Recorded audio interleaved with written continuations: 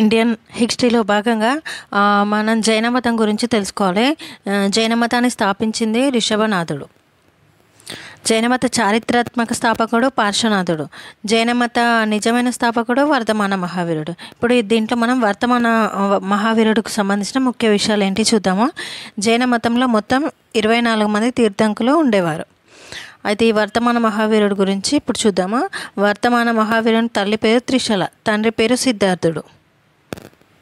Next వర్ధమాన మహావీరుడు ఎప్పుడు జన్మించాడు అంటే 540లో, క్రీస్తుపూర్వం 540లో జన్మించాడు. వర్ధమాన మహావీరుడు క్రీస్తుపూర్వం 468 సంవత్సరంలో కైవల్యం అంటే మరణం చెందాడు. నెక్స్ట్ వర్ధమాన మహావీరుడి కూతురు పేరు ప్రియదర్శిని. వర్ధమాన మహావీరుడి కూతురు ప్రియదర్శిని అన్నోజ, భర్త పేరు జమాలి.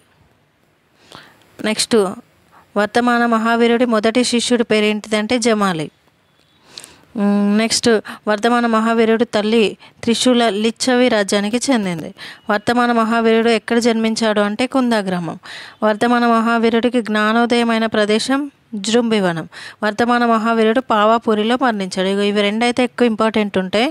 వర్ధమాన మహావీరుడు జన్మస్థలం కుందా గ్రామం, మరణించింది ఎక్కడ అంటే పావాపూరి.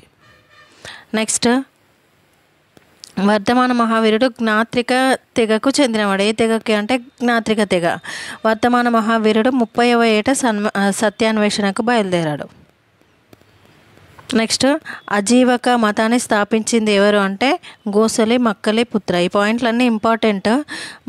మొదట వర్ధమాన మహావీరుడు గోసలి మక్కలి పుత్రతో కలిసి 6 సంవత్సరాలు సత్యాన్వేషణకు ప్రయత్నించాడు. దీంట్లో ముఖ్యమైన పాయింట్లు ఏంటి అంటే ఇతను ఏ తెగకు చెందినవాడు అనేది